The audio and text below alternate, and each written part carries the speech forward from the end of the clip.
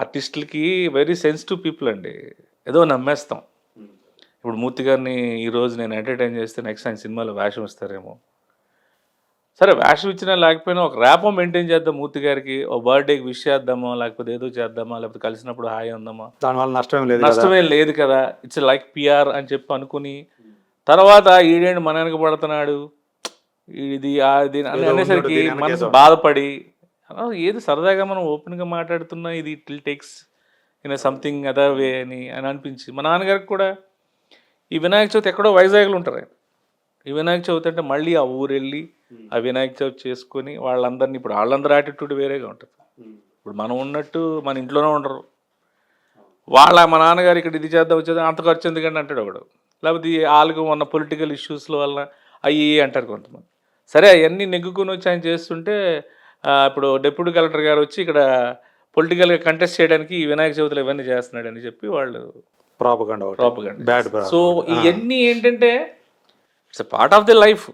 అది కాదన్న. కాకపోతే మనం తీసుకునే విధానానికి అది బాగా మనం ఇప్పుడు జరిగిందనుకోండి, మీరైనా నేనైనా ఏముందండి ఇవన్నీ జరుగుతుంటాయిలేండి వదిలేయండి అని అనుకుంటాం.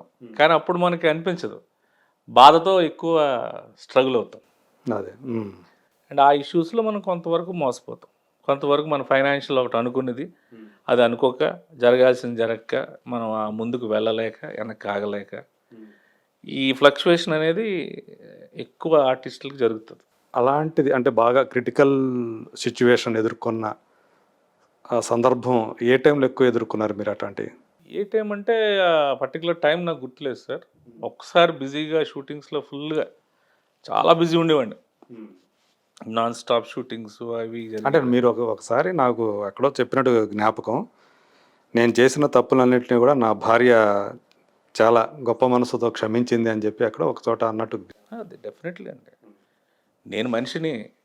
పైగా కొన్ని కొన్ని సందర్భాల్లో మనకు తెలియకుండా అన్నీ జరిగిపోతుంటాయి. ఉమ్.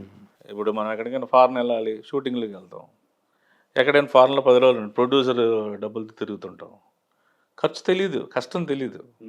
5 మంది వచ్చి నువ్వు బాగా యాక్ట్ చేస్తున్నావు అది ఇది నలుగురు ఆటోగ్రాఫ్ తీసారు ఇదే పెద్ద ప్రపంచం అనుకుంటాం. రియల్ లైఫ్ హీరోస్ అనేది మనకు మన పేరెంట్స్, మన భార్య, మన పిల్లలు. ఫ్రెండ్స్ అనేది కొంతవరకే. నా వరకు నేను చెప్తున్నా. అదే. I'm not particular about any ఎవరైనా అదర్ సాధ్యమైన థింగ్స్. అవును. ఫ్రెండ్స్ అనేది ఒక పర్టికులర్ ఇష్యూస్ వరకే. నిన్ను ఎప్పటికీ కాపాడేది వీళ్ళే. అది నేనే ఇప్పుడు నమ్ముతున్నా. నేను అది నమ్ముతాను. ఈరోజు దానికోసం నేను కష్టపడతాను. ఇంకొక అవకాశం నాకు లేదు. నేను ఎవరికి నమ్మను. సో మీరు డాక్టర్ కాకపోయినా మీ వైఫ్ డాక్టర్ అనుకుంటా కదా? షీ ఈజ్ డాక్టర్ అదే. న్యూట్రిషనిస్ట్. అండ్ తనకి అసలు ఇంకా నేను ఈరోజు ఇలాగ ఉన్నానంటే దానికి కారణం ఆవిడ. డాక్టర్ విజయ్ గారా? డాక్టర్ విజయ్ గారు. అందులో ఇంకే అసలు అతిశయోక్తి ఏం లేదు. ఎందుకంటే ఐఎమ్ వెరీ అంటే ఒక నాన్ సిస్టమేటిక్ ఏదో నవ్వుకుని వెళ్ళిపోవడం తప్ప రేపు ఏం జరుగుతుందని ఆలోచన లేని ఒక ఫూల్ని. మేబీ ఫూల్ అనొచ్చు, లేకపోతే మీ దృష్టిలో నేను ఏమైనా కావచ్చు, కానీ ప్లానింగ్ లేదు. ఫ్రమ్ ద బిగినింగ్ నుంచి ప్లానింగ్ లేదు. అన్నీ ఉండి ప్లానింగ్ లేదు. గుడ్డిగా నమ్మేయడం, గుడ్డిగా వెళ్ళిపోవడం, అక్కడ మోసం జరిగితే మళ్ళీ బాధపడిపోవడం. తెలుసు ఇక్కడ మోసం జరుగుద్దని కూడా నాకు తెలుసు. తెలిసి కూడా అదే. తెలిసి కూడా ఆ ఫ్లోలో నేను ఆగలేను. అన్నీ వచ్చేసరికి మరి వెళ్ళలేను. సో ఇవి కొన్ని ఆమెకి చెప్పకుండా చేసేసేవాళ్ళు. నేను అన్నీ చెప్పకుండా చేసేవాడిని. దానికి ఏం చెప్పేది కాదు. అని తను ఏంటంటే స్కానింగ్ చేసేస్తుంది. వీడిలో ఉన్నాడంటే ఏదో చేసి వచ్చాడు, చేసి వచ్చాడు. చేసి వచ్చిన వీడు ఇలా తర్వాత ఉన్నాడంటే రేపు ఏదో ఒకటి చేస్తాడు. అది కూడా తెలుసు తనకి. ఏదో వచ్చింది ఓకే, రేపు నెక్స్ట్ స్టెప్ ఏం తీసుకుంటాడో కూడా తనకు తెలుసు. కొంచెం అంటే కాస్త ఓపిక ఎక్కువ అనమాట. చాలా ఓపిక ఎక్కువ అండి. అండ్ అమ్మో ఆ ఓపిక, ఆ ఇంటెలిజెన్సు, ఆ patience, and she very more clever. Clever అంటే బుక్స్ చదువుకొని అంబేద్కర్ గారిలో కానీ డిగ్రీలు వేసుకుంటే క్లవర్ కాదు. She studied me like anything. నా మొగుడు అనేవాడు ఎవడో ఏంటి, అటు ఎలా ఉంటాడు, ఎట్లా చేసుకోవాలి అడికి అనేది అన్నీ తెలిసిన వ్యక్తి. ఎప్పుడు అంటే సినిమాలో రాకముందే పెళ్ళైంది కదా మీకు? సినిమాలో రాకముందు మేమిద్దరం అంటే అఫేర్లో ఉండేవాళ్ళం. ఆఫ్టర్ సినిమాలోకి వచ్చిన తర్వాత మ్యారేజ్ చేసుకుందామంటే, నువ్వు అడిగితే ఏం చేసి చెప్తావు, ఏం పోస్ట్ అంటే ఏం చెప్తావు, నువ్వు ఎంప్లాయీ కాదు, బిజినెస్ కాదు, నువ్వు ఏం సినిమాలు ట్రై చేస్తున్నావు అంటే ఏదైనా డిగ్రీయా ఏంటి, ఏదైనా అయిన తర్వాత చేద్దాం. ఇక్కడే కదా మేమిద్దరం మీకు లవ్? ఇక్కడే సార్. హైదరాబాద్. హైదరాబాదే వాళ్ళ సొంత ఇల్లు ఇక్కడ హైదరాబాదే. నేను ఇక్కడ ఉండేవాడిని రెంట్కి. అలాగే స్టార్ట్ అయింది లైఫ్. సో ఇప్పుడు పాప అయిపోయి 7th class 8th class? 8th class. 8th class చదువుతుంది. తను కూడా మంచి యాక్టివ్ అనుకుంటా కదా పాప? అంటే పెంపకం బట్టే ఉంటుంది. అండ్ మా మిస్సెస్కి తన తప్ప లోకం కూడా తెలియదు దానికి. ఒక్కతే పాప కదా? ఒక్కతే పాప.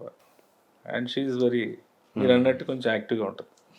తను పవన్ కళ్యాణ్ ఫ్యానా? సినిమా ఫ్యాన్ ఏం లేదా?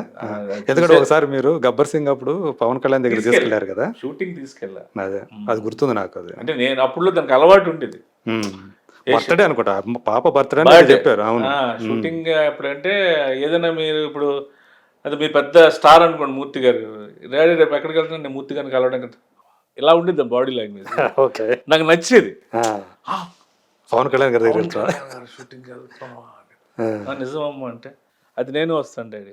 నేను అలాంటి వెళ్ళకూడదు, నేను అడుగుతాను సార్కి. నెక్స్ట్ డే పర్మిషన్ తీసుకున్నాక వెళ్దాం, నీ బర్త్డేకి ట్రై చేస్తాను అన్నా. నాకు అదే ముందు రోజు సార్ని అడిగా, దానికి తీసుకురండి అన్నారు. వెంటనే నేను ఆ బర్త్డే తీసుకున్నాను. ఓకే, గిఫ్ట్ పాపకి, బర్త్డే గిఫ్ట్ లాంటిది. సాధారణ ఆ తర్వాత మరి ఎప్పుడు కూడా మరి మీరు అది స్కూల్లో కూడా చెప్పదండి. చాలా మంది అడుగుతుంటే చెప్పదు.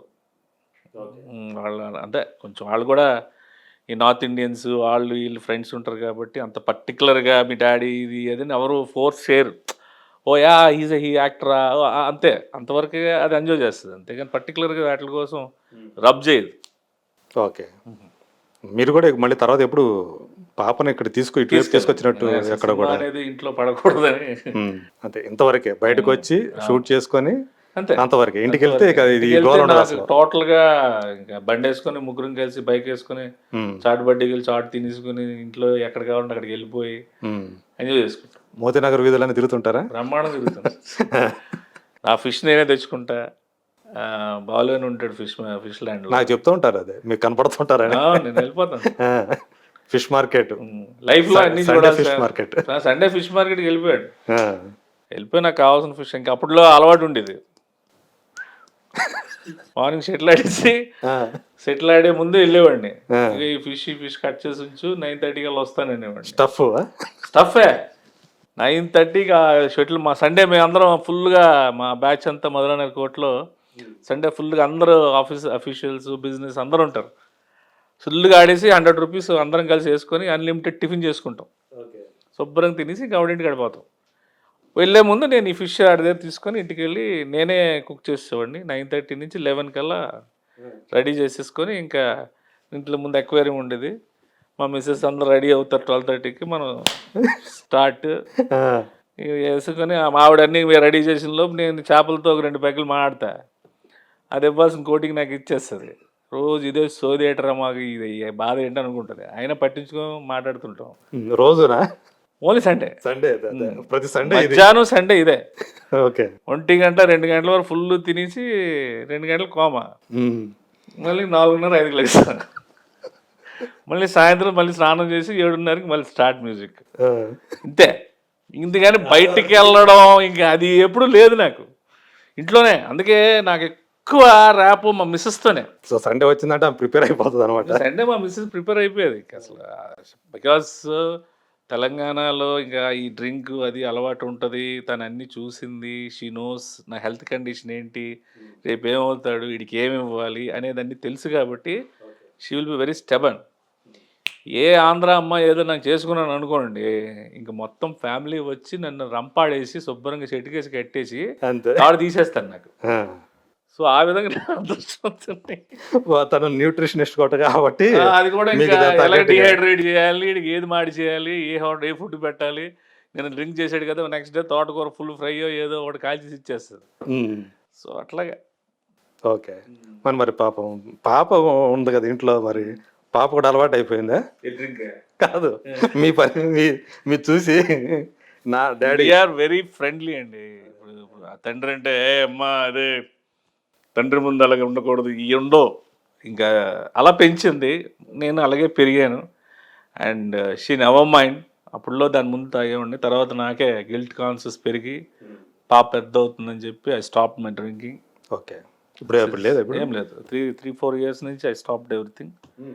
అంతా సిస్టమేటిక్గా ఆదివారాలు ఈ 3-4 ఏళ్ళకి ఆదివారాలన్నీ ఎంత బాధపడుతూ ఉంటాయి. వాల్ పడలేక ఆవిడ ఎక్వేరియం తీసి బయటపడేసి ఇది చేపలతో మాట్లాడుతున్నాడు తాగేసి. అంటే లిటరల్ గా మాట్లాడుతూ కూర్చునేవాడు. నువ్వు తాగడానికి డ్రింక్ ఉందిరా, మేము రోజు ఈ నీళ్ళే తాగుతున్నాం, మా పరిస్థితి ఏంటి, చేపలు నన్ను అనుకోని ఎందుకు వచ్చింది బాధ అని చెప్పి ఐ క్విట్. ఓకే, సో ఒక మంచి పని చేశారనమాట. అయితే అది పాప కోసం చేశారు. ఓకే, అంటే మంచి బాండింగ్ ఉంటుందా అంటే మీరు పాపకి మీకు? ఇంక నాకు ప్రాణం అంతే. నాకు లైఫ్లో నా మోస్ట్ ఎవ్రీ డే నాకు మోస్ట్ వాల్యుబుల్ ఆస్కార్ అవార్డు వచ్చిన అంతకంటే వాల్యుబుల్ ఏంటంటే నాకు రాత్రి పడుకునే ముందు నా కూతురు నేను బిఫోర్ గోయింగ్ టు స్లీప్ ఒక ½ అన్ అవర్ ముగ్గురు బెడ్ మీద కొట్టేసుకుంటాం. ఓకే, ఇంకా మార్నింగ్ జరిగిన మా ఆవిడ విశేషాలన్నీ స్కూల్లో దాని జరిగినవి షూటింగ్లో నాకు జరిగిన ముగ్గురం కలిసి రాత్రిపూట అలా కొట్టేసి ఎవరు తెలియకుండా వాళ్ళు పడుకుని పోతాం. That is the most precious and golden moment in my life every day is that part. Okay, పడుకునే ముందు అరగంట. రిమైనింగ్ అన్నీ నేను చూశాను సార్. నాకు ఏంటి కూడా ఇప్పుడు ఏ ఆశలు ఏ ఇది లేదు. భగవంతుడి దేవాలు ఎవరైనా డైరెక్టర్ నన్ను నమ్మి మంచి క్యారెక్టర్ ఇస్తే ఆయనకి నేను సాటిస్ఫై చేసి ఆయన ద్వారా నేను సాటిస్ఫై అవి నా కుటుంబాన్ని పోషించుకోవాలనే ఒకే ఒక్క తపన తాపత్రం తప్ప ఈ మైండ్లో ఏం లేదు. ఇది మీరు ఏదో గొప్పగా మాట్లాడుతున్నాడా లేకపోతే హిపోక్రసీగా మాట్లాడుతున్నాడు అనుకోవచ్చు, కానీ ఈ ప్రస్తుతం నా మైండ్ సెట్ అదే. అంటే మీరు హిపోక్రసీతో మాట్లాడుతున్నారా లేదా అనేది మీకు తెలుసు, నాకు తెలియదు కదా. అది ఏదైనా సరే అంటే సినిమా ఫీల్డ్ లో ఉన్నవాడికి ఎక్కువ అది ఉంటది. నిజం చెప్పాలి సార్, నాకు నిజాలు చాలా తక్కువ చెప్తారు. 90% ముందు నుంచి నాకున్న బ్యాడ్ ఏంటంటే నిజాలు భయంకరంగా ఒప్పేసుకుంటాడు. ఎందుకంటే దాయడం వల్ల మీ దృష్టిలో నా ఇమేజ్ అనేది హాఫ్ కట్ అయిపోతుంది.